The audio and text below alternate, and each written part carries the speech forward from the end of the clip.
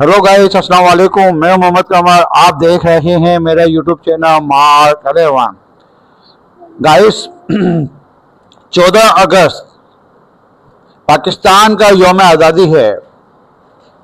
वो दिन जब 14 अगस्त 1947 में पाकिस्तान एक आज़ाद मुल्क के तौर पर वजूद में आया। ये दिन हमें इत्तेहाद और मेहनत की याद दिलाता है ताकि हम अपने मुल्क को मज़ीद मजबूत और खुशहाल बना सकें। 14 अगस्त के दिन मैं आपको एक अहम पैगाम देना चाहता हूँ। आओ इस आज़ादी के दिन हम ये अहद करें कि माजी की गलतियों और झगड़ों से सबक सीख कर हम एक दूसरे का सहारा बने, ना कि दुश्मन।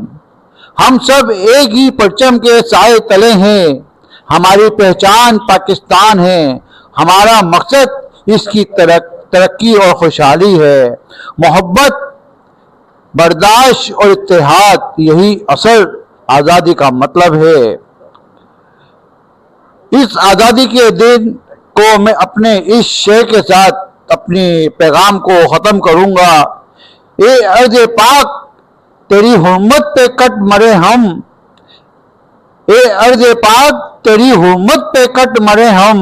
खून तेरी रगों में अब तक रवा हमारा। खून तेरी रगों में अब तक रवा हमारा। सारा रे कारवां है पीरे हज्जाज अपना।